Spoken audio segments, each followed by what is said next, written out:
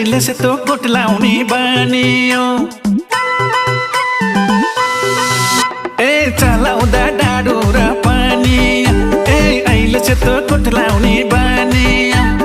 हुन्छ कसो गरी